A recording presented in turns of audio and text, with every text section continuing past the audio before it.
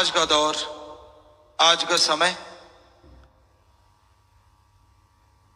अपने आप में एक अलग तरह का समय है। इस समय में हाथ को हाथ खाया जा रहा है, स्वार्थ का बोलबाला है, कौन अपना कौन पराया आदमी समझ नहीं पाता। तो आदमी के अंदर कई तरह के सवाल उठते हैं, जैसे क्या आज के दौर में, आज के समय में आदमी खुश रह सकता है?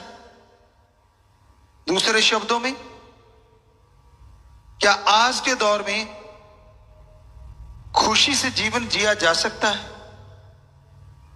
तो इसका जवाब है जी हां, ऐसा संभव है। क्या इसके लिए कोई दवाई, क्या इसके लिए कोई नशा, क्या इसके लिए कोई संसाधन लाने पड़ेंगे? जी नहीं, कोई दवाई की जरूरत नहीं,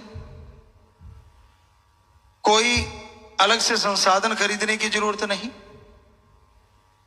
खुश रहने के लिए यह बेहद जरूरी है आपके दिमाग में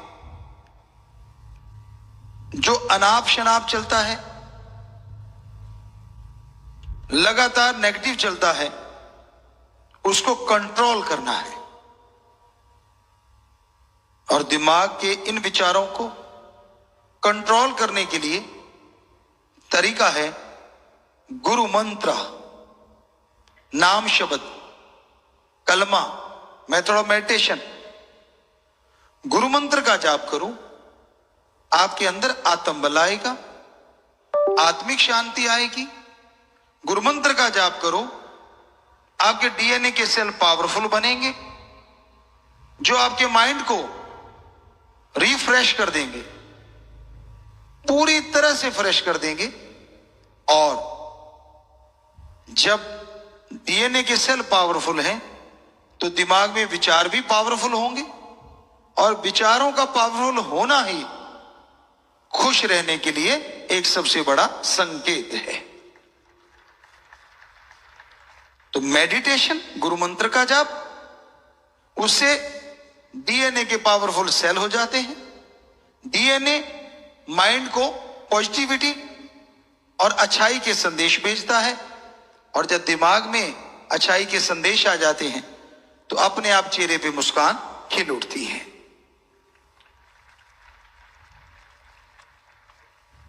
कई बार लोग ये भी पूछते हैं मेडिटेशन क्या है? मेडिटेशन शाब्दिक अर्थ ध्यान। ध्यान, कौन सा ध्यान? आप कहते हैं ना, मैं घर से बाहर जा रहा हूं, मां घर का ध्यान रखना, भाई साहब घर का ध्यान रखना। आप खेतों में काम धंधा करते हैं तो समझदार बंदा, जानकर बंदा दूसरे ध्यान से करना यह काम। दुकान में काम करते हैं तो आप कहते हैं ये कांच के सामान को आराम से उठा के रखना, ध्यान रखना। ये ध्यान शब्द तो जगह जगह इस्तेमाल आता है, लेकिन फिर मेडिटेशन कौन सा ध्यान? अपने इन सारे ध्यानों को एक जगह एकत्रित करना है, इकट्ठा करना, एक जगह इकट्ठा करना। आपके विचार, आप बैठे यहां हो, विचार खेतों में, घर में, परिवार में, बच्चों में और जगहों पे चला जाता है। तो उस ध्यान को एकाग्र करने को ही मेडिटेशन कहते हैं। ध्यान एकाग्र हो जाएगा? जी हां, हो जाता है। कैसे? आप अपने दोनों आंखों के बीच, नाक के ऊपर ललाट, माथे की ये जगह,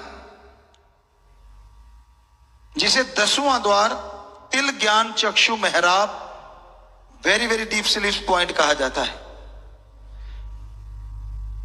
तीसरी आंख या 10वां दरवाजा, 2 आंखें हैं, तीसरी नेचुरली बंद है। 9 दरवाजे खुले हैं बाहर से जो दिखते हैं, 2 कान, दो आंख, दो नाक, एक मुंह और दो इंद्रियां। ये खुले दिखते हैं, बॉडी के खुले दरवाजे हैं, लेकिन ये 10वां बंद है। तो आपने करना क्या है? आंखें बंद करनी है।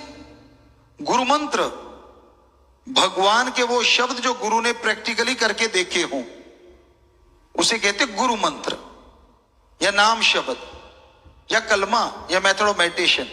वो ले, ध्यान को यहां लगाएं और फिर अभ्यास करें। पहले जीभा से, फिर ख्यालों से। अगर आपका ध्यान भटक रहा है, एकांत में जाइए, बंद कमरा कीजिए और उसमें थोड़ा सा बोल के ऊंची आवाज में जाप कीजिए। इससे क्या होगा? जब आप जीभा से करते हैं तो दिमाग और जीभा, जब आप ध्यान से करते हैं सिर्फ दिमाग, लेकिन जब बोल के करेंगे तो आपकी सारी ज्ञान इंद्रियां बिजी हो जाएंगी। आपकी बोलने की शक्ति, सुनने की शक्ति, देखने की शक्ति, सूंघने की शक्ति, स्पर्श, क्योंकि जीभा से बोल रहे हैं तो स्पर्श हो रहा है, आप हाथ जोड़े हैं तो स्पर्श हो रहा है। तो इस तरह दिमाग सुन रहा है, तो सारी शक्तियों को जब आप एक ही शब्द सुनाएंगे तो आखिर उनको हार मान के बाकी तरफ से ध्यान हटा के यहां ध्यान लगाना पड़ेगा। और यही मेडिटेशन है जो भगवान तक लेके जाता है।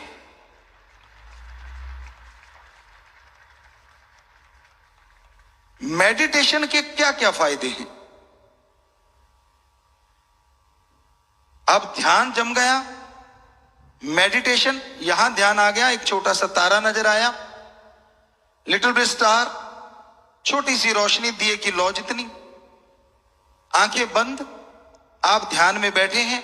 नॉर्मली कुर्सी पे बैठो, सोफे पे बैठो, सबसे बढ़िया आलती पालती या वज्रासन, घुटने औंधे मार के पैर पीछे, एडियों पे आप अपने बैक रखें। तो इस तरह से ध्यान यहां, या कुर्सी पे बैठ के पैर लटका के कमर सीधी रख के, तो जैसे जाप करेंगे शुरुआत आपकी बॉडी की रिपेयर की होगी। यहां बॉडी में कोई परेशानी है, मान लीजिए टेंशन है, वो दूर होने लगेगी। कोई दुख रोग है, वो हील होने लगेगा, रोग उसमें आराम आना शुरू होगा। क्योंकि जैसे सोने के समय बॉडी रिपेयर करती है, मेडिटेशन में जागते बॉडी कई गुना ज्यादा रिपेयर करना शुरू कर देती है, क्योंकि एक्टिव मोड में होती है बॉडी। तो आपके डीएनए के सेल पावरफुल होते जाएंगे, आपके अंदर आत्मबल आता जाएगा, और उससे आप दुनिया के हर अच्छे नए क्षेत्र में तरक्की हासिल करेंगे। आपको आगे बढ़ने की शक्ति मिलती जाएगी। आत्महत्या की सोच आपकी जड़ से खत्म हो जाएगी, जीवन जीने में आनंद आने लग जाएगा, और आप खुशमय जीवन जीने के हकदार बनते चले जाएंगे। तो मेडिटेशन के बहुत सारे फायदे हैं। अगर आप करें तो आपके हर काम धंधे में बरकत, तरक्की होगी। आप अपने शरीर को तंदुरुस्त कर पाएंगे, गम चिंता टेंशन मुक्त जिंदगी जी पाएंगे। दुनिया क्या कहती है, आपको क्या गलत बोलती है, लेश मात्र भी असर मेडिटेशन आप पे नहीं आने देता।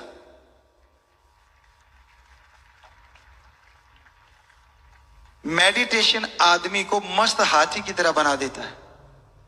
वो कहते हैं ना, गली में से गुजरता है जब हाथी, तो कई उसको आते हैं छोटे बड़े जीव कि मैं इसको डरा लूंगा, मैं काटने को आते हैं, कभी कुछ करते हैं, और वो अपनी चाल में मस्त चलता चला जाता, कान से हिला के यूं मक्खी से उड़ा के निकल जाता है।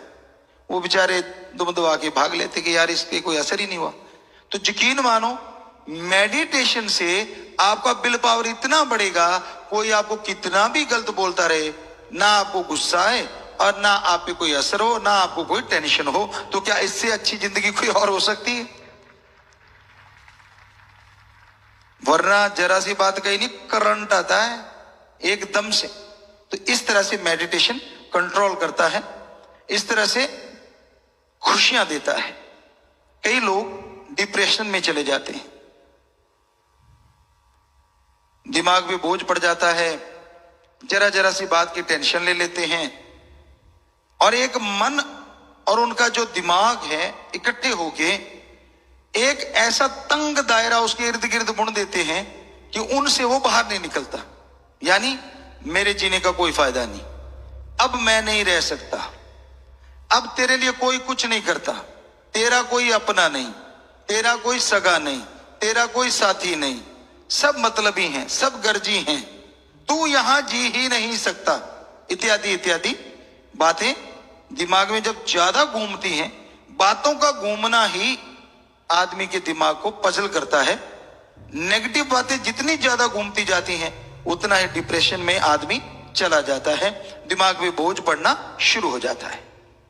क्या संभव है बिना दवाई के, बिना घर बार छोड़े डिप्रेशन से मुक्ति मिल जाए? जी हां, संभव है। और यह तरीका है गुरुमंत्र मेडिटेशन।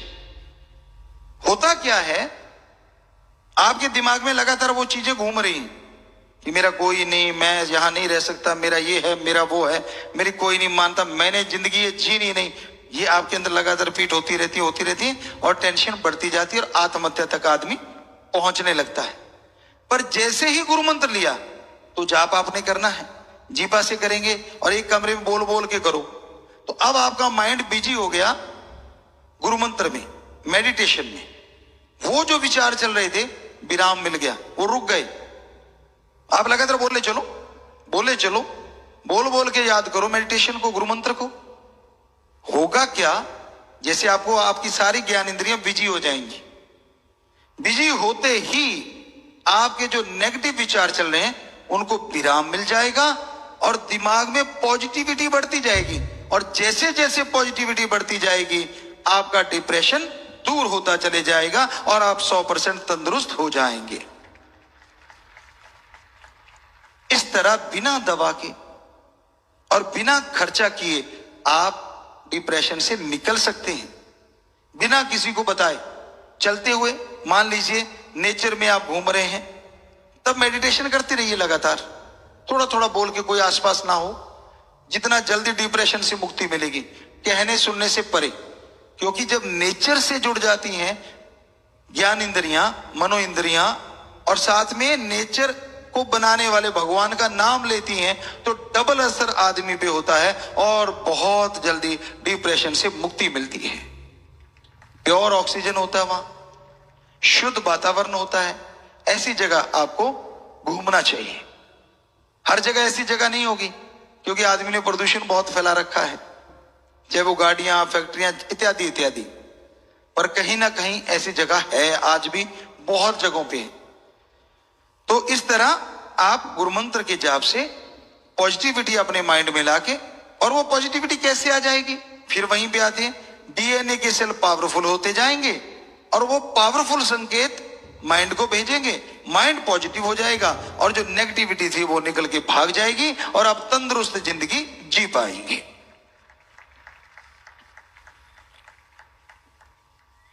तो मेडिटेशन में बड़ी शक्ति है, मेडिटेशन में बड़ी ताकत है, अगर कोई सही ढंग से गुरुमंत्र का जाप करे। ढंग यही है कि अगर बैठ के करो तो सिर्फ और सिर्फ गुरुमंत्र का ही जाप करो, चाहे 5 मिनट, 10, 15 मिनट। सत्संग सुनने आए हो तो सिर्फ सत्संग सुनो, और राम नाम की चर्चा सुनो, बातें इधर उधर की, ये तू आए क्यों होगी, तू आए क्यों बैठा है, ये चीजें करने में टाइम गुजार दोगे और फकीर जो समझाने जा रहे हैं उनसे आप खाली रह जाओ। आके भी वो कहते ना, चिकना घड़ा, बरसात हुई भी लेकिन बूंद एक न ठहरी। और जो थोड़े से कोरे घड़े होते हैं, पानी में हो तो वो पानी को अंदर तक भी ले जाते हैं। तो ये आपके ऊपर है, आपने बताते ही रहना है। तो आप चिकने घड़े हैं, आपके अंदर नहीं जा रहा ज्ञान कुछ भी। कहां से आप चल के आते हो, कितना समय निकालते हो राम नाम के लिए, या आप कहीं सत्संग में कहीं भी जाते हो, मंदिर, मस्जिद, गिरजाघर, गुरुद्वारा, राम, अल्लाह, वाहिगुरु गॉड का नाम लेने पहुंचे हो, उसकी भक्ति करने पहुंचे हो, वहां भी बातें इधर हो जा, उधर हो जा, ये नहीं, वो नहीं, फलां नहीं।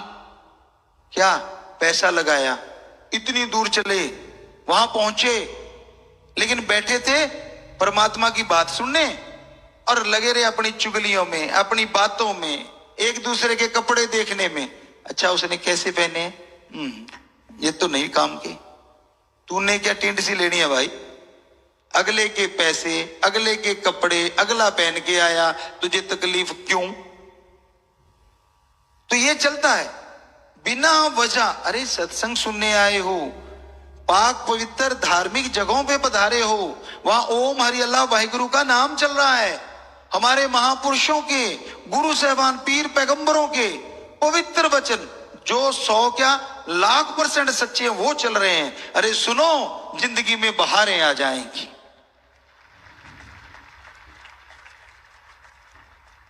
तो इसलिए हम कहते होते कि चुप करके बैठा करो। कभी भी कहीं भी धार्मिक जगह पे जाओ, सत्संग सुनो, महापुरुषों के वचन सुनो, पीर फकीरों के वचन सुनो। सभी धर्मों में, पवित्र ग्रंथों में सारी पवित्र गुरबाणी, पवित्र दर्ज है सभी धर्मों में। तो उसको सुनोगे तभी दिमाग में कुछ घुसेगा। चिकने घड़े मत बनो, सीधे घड़े बनो, उल्टे घड़े नहीं। सीधा है तो अमृत भी बरसेगा तो भर जाएगा, और उल्टा है कुछ भी बरसता रहे रत्ती भर अंदर नहीं जाता। तो इसलिए गुरु मंत्र, राम का नाम, अल्लाह वाहिगुरु गॉड खुदा रब का नाम, यहां भी धार्मिक पाक पवित्र जगहों पे जब लिया जाता हो, एक चित्त एक मन होके सुना करो। सारी जिंदगी खाते पीते रहे हो, सारी जिंदगी अगर थोड़ी सी देर के लिए मान लीजिए कहीं पानी ना पहुंच पाया, मान लीजिए कोई चीज नहीं, क्या फर्क पड़ता है? थोड़ी गर्मी लग गई, क्या पता जन्मों जन्मों की गर्मी निकल जाए इससे। जब संत गुरु महापुरुष पीर पैगंबरों के वचन सुनोगे ऐसी पवित्र जगहों पे जाके, तो जब भी आप किसी भी धार्मिक जगह पे धर्म की चर्चा सुनने जाओ, एक चित्त एक मन होके सुनो, ताकि दिलो दिमाग में राम नाम की बात बैठ जाए और जिंदगी का जो ट्रैक है आपका वो साफ सुथरा हो जाए और सुख में जीवन आप जी पाए।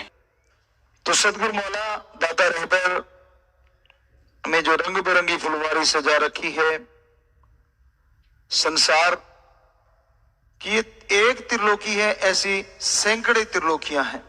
तो साइंस को ये चैलेंज है कि आप अभी तक एक नहीं ढूंढ पाए, और हमारे संत पीर फकीरों ने, गुरु महापुरुषों ने ये लिख दिया है, सैकड़ों जगह जिंदगी है और 3 तरह के शरीर सैकड़ों जगह पाए जाते हैं। तो एक दिन आप जरूर आ जाओगे, क्योंकि आप ऑलरेडी आ चुके हो।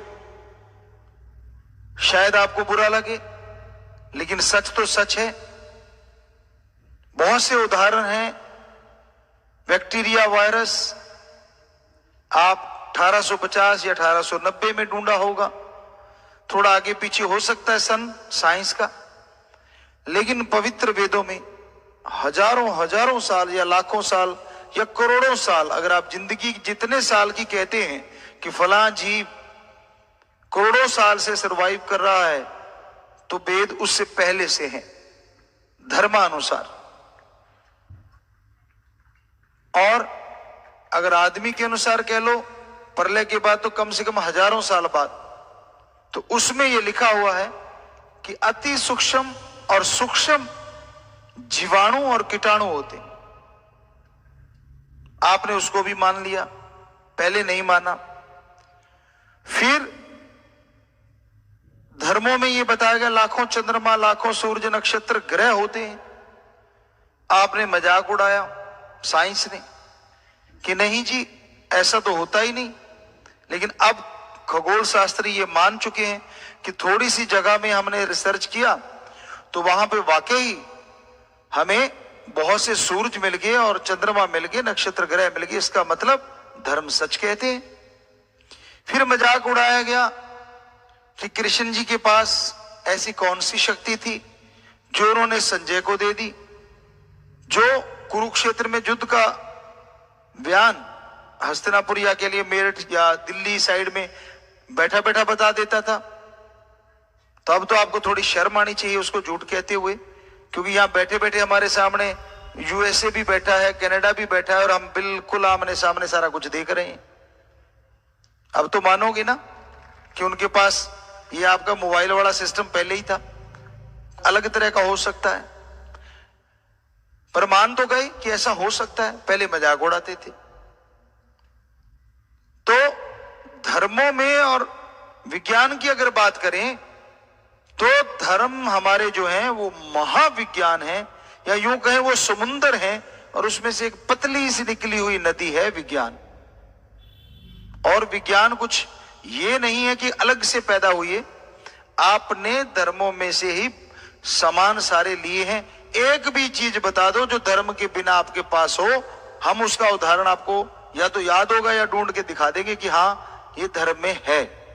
चैलेंज है आपको, बताइए आपके पास ऐसी कौन सी चीज है जो आपने धर्मों से नहीं ली, आपने अलग से कुछ बनाया हो। पर आपको बता दें, धर्मों में ये लिखा हुआ है कि सूरज की रोशनी नहीं, चंद्रमा की रोशनी से भी खाना बनाया जाता था। आपको यह भी बता दें कि हाथ रखते ही जैसे आप ट्रेडमिल पे अपनी हार्ट बीट या ब्लड प्रेशर इन चीजों को देख लेते हैं, यह बताया गया है ऐसे विमान होते थे जो आपकी सोच और ध्वनि से चला करते थे, साउंड लेस होते थे, और जहां मर्जी उतार लो, यहां मर्जी उड़ा लो, कितना ऊंचा लेके जाना है, यानी आपके माइंड से कनेक्टेड थे। तो अभी तक तो शायद आपके पास नहीं है, कल को कहीं बना के कह दो जी हमने नई चीज बना ली। आपको बता दें कि आप कितने पीछे हैं और धर्म कितने आगे हैं। मानो ना मानो उसका कोई कुछ नहीं कर सकता, को मानो नहीं तो वो तो भाई आपकी मर्जी के मालिक है, मत मानो। अब एक जिम्मेदार था, बेचारा अनपढ़ था, खेत में काम कर रहा था, पुराने समय की बात है और सच्ची बात है। कोई पढ़ा लिखा लड़का चला गया उनके पास, कहता बेटा थोड़ा सा जानता था वो जिम्मेदार अक्षर थोड़े थोड़े, तो इंग्लिश तब चली चली होगी। कहता बेटा कैसे कितना पढ़ लिया? कहता जी बीए हूं। कहता मूर्ख। कहता क्यों? कहता 2 अक्षर पढ़ा है वो भी उल्टे, ए बी होता है, बीए थोड़ा होता है। अब वो कहे नहीं जी बीए होता है, मैं बीए करके आया हूं। कहता नहीं नहीं ए बी होता है, मैंने सुना ही नहीं कभी, बी कैसे आ गई ए से पहले? पहले ए आएगी, कर लो क्या कर लोगे। तो आप में भी बीए ए बी हो सकता है, सुनने वालों बुरा ना बनाना, पर मानना तो पड़ेगा ही, आज नहीं तो कल। धीरे धीरे मानोगे। साइंस बहुत स्लो है, धर्म बहुत फास्ट है, बहुत पहले बता चुके हैं बहुत सारी चीजें। तो ये बेपरवाही का रहमो कर्म है हम पे उनका अरबों खरबों गुना, कि ये हमने अनुभव कर चुके हैं इन चीजों को कि हाँ ऐसा था। कैसे कर चुके हैं?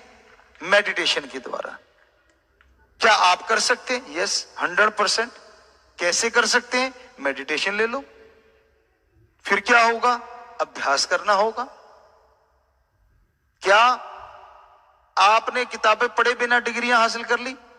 ये तो हो सकता पॉसिबल हो मेज के नीचे से, लेकिन ऊपर से तो पढ़ के किए हैं। पर इधर भी आपको मेडिटेशन में अभ्यास करना होगा, तभी ये चीजें अनुभव होंगी। और छोड़िए उस युग में जाके हम उस चीज को देख सकते हैं जो आपने टाइम मशीन बना रखी है, फिल्मों में देखा होगा, कहानियों में सुना होगा। ये हकीकत है, आत्मिक तौर पे वहां जाया जा सकता है, उसको जिया नहीं जा सकता। उस काल में क्या हुआ था ये देखा जा सकता है, उस काल को दोबारा लाया नहीं जा सकता, लेकिन उस काल में जो जो घटनाएं हुई थी वो एक पिक्चर की तरह लाइव दिख सकती है। इतनी शक्ति है मेडिटेशन में। आपको झूठ लगता है तो कर लो मेडिटेशन, चैलेंज है। बड़े से बड़े साइंटिस्ट को चैलेंज है, कोई भी आ जाए मेडिटेशन बता देते हैं हम, आप कर लेना, जो तरीका हम बताएंगे उसके अकॉर्डिंग कर लेना, रिजल्ट ना आए तो कह देना झूठे हो, सही दुनिया के सामने कह देना, क्योंकि हमने अनुभव किया है। जीते जागते उदाहरण है, हम दूसरे पे यकीन क्यों करें जब हमने खुद कर रखा है। ये कैसे कर रखा है? वो मेडिटेशन ही है और कोई तरीका नहीं। कौन करवाने वाला है? शास्त्र नाम शाह मस्तान, हमारे गुरुदाता रहबर मालिक, इसीलिए तो उनको कुल मालिक हम कहते हैं। सारा अनुभव उन्होंने दिया है, सब कुछ उन्होंने करवाया। क्या आप इन चीजों पे यकीन नहीं करते कि आदमी उड़ सकता है? आप कोशिश तो कर रहे हैं, कई उन्हें ऐसे से प्रयोग कर रखे हैं और करने में लगे हुए हैं कि आदमी के वो लगा के पंखा बड़ा सा और उड़ते देखा होगा आपने, शास्त्राम जी गिरने से पहले फोर्स विंग का एक प्रोग्राम हुआ था, उसमें भी एक सज्जन उड़े थे, ऐसे फूलों की वर्षा की थी, शायद सेवादारों की तो याद ही होगा। और आजकल तो कई जगहों पे ऐसा करवाते हैं, अनुभव करवाते हैं। तो मतलब आदमी उड़ता तो है, पर हम आपको बता दें ये तो कुछ भी नहीं है आपका डंगा, इतना कुछ बांधना पड़ता है। मेडिटेशन से बिल्कुल इंसान उड़ता है और आत्मिक तौर पे उड़ता है। और अपने आप को अगर सिद्ध कर लिया जाए तो बॉडी भी जमीन से उठने लगती है, ये हकीकत है। झूठ लगता है तो आ जाओ, तरीका हम बताते। करना पड़ेगा मेडिटेशन, देना पड़ेगा टाइम। अब जहाज बनाने में भी तो टाइम लगा होगा, शुरुआत में कितनी बार गिरे होंगे, पड़े होंगे, पता नहीं क्या क्या हुआ होगा। तो ऐसे मेडिटेशन में गिरे पड़ोगे नहीं, ये पक्की गारंटी है, सेफ रहोगे 100%। लेकिन गुरु मंत्र, कलमा, मेथड ऑफ मेडिटेशन करना पड़ेगा। गुरु मंत्र के बिना नहीं हो सकेगा। उसका न्यू वर्जन बोल रहे हैं हम मेडिटेशन, सही वर्जन तो उसका गुरु मंत्र ही है, ओरिजिनल तो। बाद में गुरु मंत्र को मेथड ऑफ मेडिटेशन भी कहा गया, कलमा भी है उसका नाम। अलग अलग धर्म बनते गए, कहने का मतलब तो नाम भी बदलते गए भाषा के अनुसार। अलग अलग जगहों पे लोग रहे, भाषाएं कैसे पैदा होगी, भाषाएं हमने जो अनुभव किया धर्मानुसार। अलग अलग जगहों पे कबीलों में लोग बंटते चले गए, अलग अलग जगहों पे समझने के इशारे चलते चले गए। कुछ ना कुछ आदमी बोलता था, जुबान दी है मालिक ने, तो वो भाषा बनती चली गई। और बहुत सारी चीजें कुदरत से सीखा। कभी भी ध्यान देना, बरसात होती है, रोज ही होती है, कहां देते हो आप ध्यान? कभी भी आप जंगल में बैठना, पेड़ों के पास बैठना, कच्ची पक्की जमीन पास में हो, पत्ते पे आवाज अलग आएगी जब बूंद गिरेगी, टहनी पे अलग आएगी, मोटे टहने पे अलग आएगी। संगीत चलता है, सरगम बन जाती है, रिदम बन जाती है। पक्की धरती पे अलग आवाज आएगी, कच्ची पे अलग आवाज आएगी, पानी इकट्ठा हो गया उसमें एक अलग आवाज आएगी। चिड़िया बोलती हैं, पक्षी बोलते हैं, उनकी अलग आवाजें, पशु बोलते हैं। तो यूं मिक्सर होके सारा धीरे धीरे आदमी इन चीजों को एक नाम देने लगा। और उस नाम को अलग अलग भाषाओं में, मान लो एक कबीला यहां से 100 किलोमीटर है, दूसरा और 100 किलोमीटर है, यहां पे है, तो यानी 300 किलोमीटर हो गया, 100 तो उनकी भाषाएं अलग अलग हो गई। और धीरे धीरे उनकी संख्या बढ़ती गई, तो आज भी भाषाएं अलग अलग हैं। सेम भाषा का वर्जन अलग अलग है। हिंदी कई तरह की बोली जाती, पंजाबी कई तरह की बोली जाती, बागड़ी कई तरह की, मारवाड़ी कई तरह की बोली जाती, हरियाणवी कई तरह की। तो कहने का मतलब भाषाओं की उपभाषाएं कह लो, या उनका कहते प्रायवाची जैसे शब्द होते हैं, वैसे ही एक ही भाषा में एक ही शब्द का अलग अलग नाम भी हो गया, क्योंकि वो लोग उसको उस तरह से बोल पाए।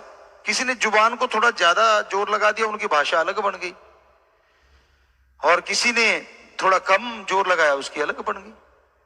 जैसे कहते हैं, एक मजाक सा सुनाया करते हैं कि एक कहीं पे इंटरव्यू था और उस सज्जन ने कह दिया कि भाई कम से कम शब्द यूज करके जो अंदर आएगा मैं उसको सेलेक्ट कर दूंगा। तो अब इंग्लिश माइन आ गए जी, मे आई कम इन सर? कहते आजा बेटा, इतना लंबा ले जा अपना सर, मतलब बाहर जाइए, बैठिए, वेट कीजिए। हम कहा गया था कि कम से कम शब्द। तो हिंदी वाले सज्जन आए और कहने लगे मैं आ सकता हूं। कहते उससे तो कम है, पर देखते हैं अभी बैठ कर। इस तरह अलग अलग भाषाओं के आते गए, और एक आया, आते ही उसने गेट खड़काया, कहता जी बड़ा, कहते तू सिलेक्ट है। सो आप भी तो 2 शब्दों में काम खत्म कर दिया। तो ऐसे ऐसे ही अलग अलग भाषाएं बनी, किसी ने जुबान पे ज्यादा जोर दे दिया। आज भी देख लो आप, ऐसा ही है। लखनऊ में चले जाइए, वो कई जगहों पे देखा था हमने, झगड़ा भी होता तो ऐसे लगता है प्यार कर रहे हो, वो यूं बोलेंगे, अजी ज्यादा जुबान मत चलाइएगा, अगर मैंने चमाट रख दिया कल को मत कहिएगा। तो यूं लगता है ये तो कविता सुना रहे हैं। और कई अक्खड़ होते हैं, मरा ना कानते, बात ही खत्म हो जाती है। और भी अक्खड़ है, दर दूंगा, वो मतलब, और फिर साथ में गाड़ी का प्रसाद देते हैं। तो कितनी तरह की भाषाएं। उसी चीज को आप आओ जी, कभी आना जी, क्या कहते हैं, आज हो। और कई जगहों पे ऐसा है, जैसे राजस्थान साइड में हमने देखा, आप कभी पधारो सा, आप कभी हमारे वहां पे जरूर आइएगा साहब, या ऐसा कुछ वर्ड बोलते, पधारो साहब मोस्टली उनका होता है। क्या वो उनके वर्ड होते हैं? क्या शब्द होते हैं? मेरा लाडे सर, मतलब कि मेरा बहुत ही प्यारा, तो उसको इस तरह से बोलेंगे, कुमर सा। तो कहने का मतलब ये चीजें जैसे जैसे आदमी थे वैसे वैसे बनते गए। रजो तमो सतो गुणों के अनुसार भाषाओं का निर्माण हुआ। कोई बहुत ही प्यार से उसको, अगर यकीन नहीं तो मेडिटेशन करो, उस जगह पे जाओ, उस चीज को देखो, कितना आसान है। गुरु मंत्र का ही जाप करना है, बस छोटी सी बात है। चैलेंज है हमारा ये इन सब चीजों का, कि धर्म ने पहले पहचाना है और धर्म ने पहले बताया है। आप तो कह दोगे अब बंदर इतनी तरह की भाषा कैसे सीख जाएगा यार। हाँ, पालतू बना लो उसको आप, तो कुछ ना कुछ आपके समझने जरूर लग जाएगा। वो तो तोता भी समझता है, और कुत्ता भी समझता है, घोड़ा भी समझता है, वफादार जीव सारे समझते हैं। आप किस भाषा में बात कर रहे हो उसी में समझेंगे। अब उसको इंग्लिश में बोलोगे तो उसको कुछ दिन बोलो तो वो उसमें समझने लग जाएंगे।